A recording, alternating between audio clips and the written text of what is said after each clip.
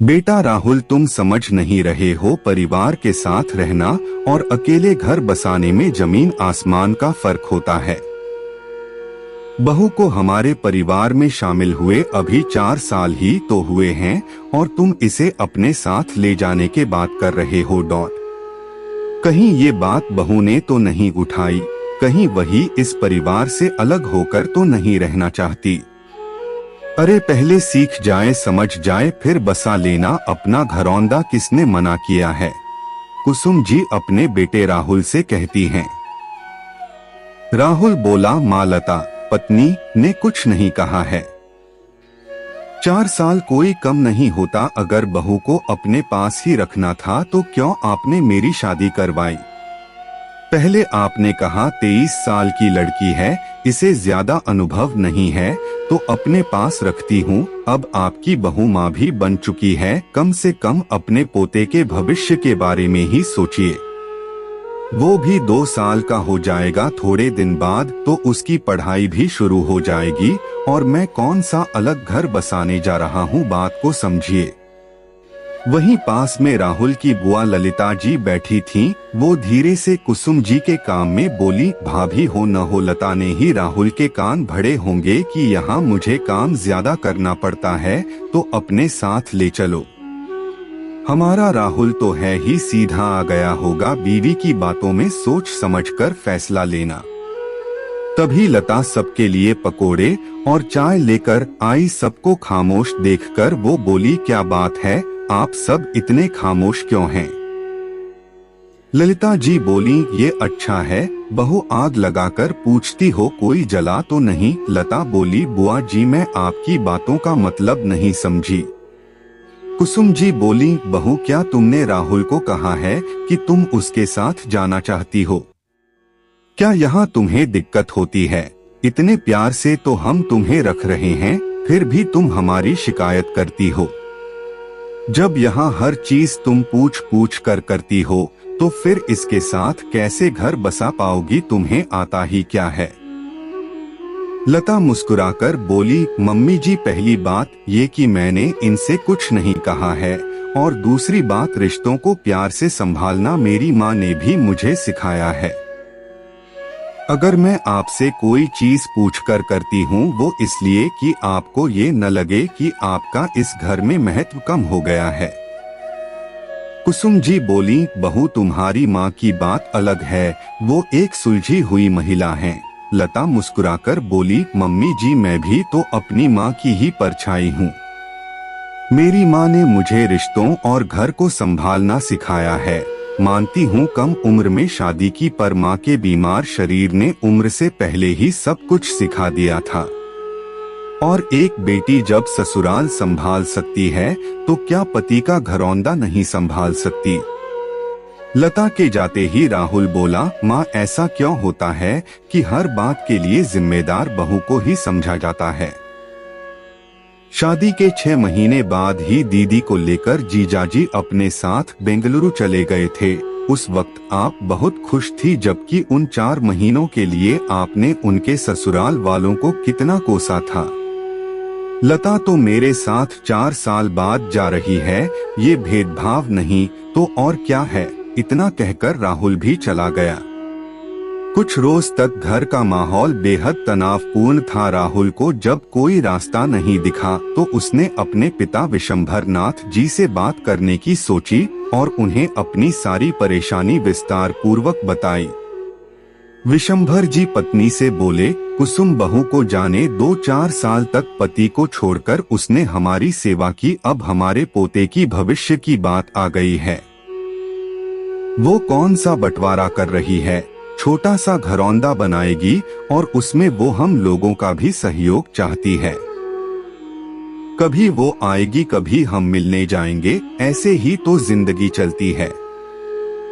पति के कहने पर कुसुम जी मान गईं, पर लता से उखड़ी उखड़ी रहती थीं। एक रोज लता राहुल से बोली, मैं आपके साथ नहीं चल सकती, किसी के मन को दुखाकर मैं अपना घरौंदा कैसे बनाऊंगी? गठबंधन एक पति के साथ नहीं बल्कि पूरे परिवार के साथ होता है।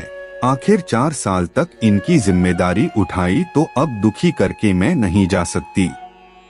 राहुल बहुत नाराज हुआ। उसने गुस्से में सारा सामान तितर बितर कर दिया और बोला, सबको अपनी अपनी पड़ी है, यहाँ मेरे बारे में कोई नहीं सोच रहा है। ठीक है माँ, तुम्हें रखना चाहती है और तुम अच्छी बहू बनना चाहती हो तो रहो यहाँ, मैं अकेला चला जाऊंगा पर लौटकर नहीं आऊंगा। राहुल की बातें सुनकर लता रोने लगी और अपने आंसुओं को आंचल में छुपाते हुए रसोई में चली गई। विशंभर नाथ जी ने ये सब देखा और कुसुम जी से बोले, क्या अपने बेटे की उजरती गृहस्थी की तुम खुद जिम्मेदार बनना चाहोगी? कुसुम जी कुछ कहती उससे पहले ही ललिता जी बोली, भैया ये कैसी बातें कर रहे हैं, अगर बहू चली गई तो सारी जिम्मेदारी भाभी पर आ जाएगी। विशंभर जी आश्चर्य से पत्नी की ओर देखें और बोले, क्या तुम इसी वजह से अपनी बहू को अपने बेटे के साथ नहीं जाने देना चाहती? कुसुम, तुम इतनी स्वार्थी तो नहीं थी। ललिता जी कुछ कहती उससे पहले विशंभर नाथ जी बोले, ललिता तुम्हारे इसी व्यवहार के कारण आज तुम अपने बेटे बहू के साथ नहीं बल्कि अपने भाई के साथ रह रही हो। कुसुम, हमने तो अपनी जिंदगी जी ली, बच्चों को अपने तरीके से जिंदगी जीने की आजादी कब देंगे? बेटे बहू अच्छे हों तो उनका फायदा मत उठाओ, वरना दूसरों के बच्चों और हमारे बच्चों में क्या फर्क रह जाएगा। ऐसा न हो कि हमारी हालत भी दूसरों जैसी हो जाए, आगे तुम्हारी मर्जी। इतना कहकर वो चले गए। ललिता जी अपनी राय देती उससे पहले कुसुम जी बोली, जी आप तो रहने दीजिए, आपकी बातों में आकर बेटे बहू की भी बुरी बनी और पति की नजर में भी बुरी बन गई। सही तो कह रहे हैं आपके भाई, आज अगर मैंने बेटे बहू को साथ रहने से रोका तो ऐसा न हो कि बुढ़ापे में पलटकर देखने भी न आए। मैं अपने घर को बिखरते हुए नहीं देख सकती। अब मेरी बहू जाएगी और अपना घरौंदा भी बसाएगी और मैं उसका पूरी मदद करूंगी। अगले दिन सब चुपचाप बैठकर चाय पी रहे थे। कुसुम जी बोली, राहुल तुम्हारे जाने का टिकट हो गया है। राहुल बोला, एक टिकट करवाने में कितनी देर लगेगी माँ, और इस बार मैं अपना सारा सामान लेकर चला जाऊंगा। जब किसी को मेरी फिक्र ही नहीं तो बार बार यहाँ आकर मैं सबको परेशान नहीं करना चाहता। कुसुम जी बोली, ये क्या बात हुई, तुम्हारी पत्नी की जिम्मेदारी तुम नहीं उठाओगे तो कौन उठाएगा? और वैसे भी बहू को जितना सिखाना था हमने सिखा दिया, अब आगे का रास्ता बहू खुद तय करेगी। अरे घरौंदा बसाएगी नहीं तो हम आकर देखेंगे कैसे कि आखिर बहू ने कितना सीखा। बहू तुम्हारे साथ जाएगी और देखना बहू मेरी नाक मत कटवाना। कभी तुम्हारे मायके वाले आएंगे तो कहेंगे, लता तुम्हारी सास ने तुम्हें कुछ सिखाया नहीं था। माँ की बात सुनकर राहुल ने माँ को गले से लगा लिया तो कुसुम जी बोली, देखो जीजी अपनी बीवी को साथ ले जाने के लिए कितना उत्साहित है। राहुल शर्माया तो लता दूर खड़ी मुस्कुरा रही थी। कुसुम जी ने अपनी बाहें फैलाई तो वो दौड़कर गले से लग गई और बोली, मम्मी जी आप यहाँ अकेले कैसे रहेंगी? कुसुम जी बोली, बहू मुझे भी तो अपने पति के साथ पुराने वक्त बिताने का मौका मिलना चाहिए। ये सुनकर सब हंसने लगे। विशंभर नाथ जी बोले, कुसुम मैं जानता था तुम एक सुलझी हुई पत्नी के साथ एक ममता की मूरत भी हो। कुसुम जी बोली, मुझे माफ कर दीजिए, मैं इतनी भी कठोर नहीं। हाँ मैं थोड़ी स्वार्थी हो गई थी, पर बच्चों का घर बसता हुआ देख हर माँ बाप की तरह मैं भी खुश हूँ। विशंभर नाथ जी हंसने लगे।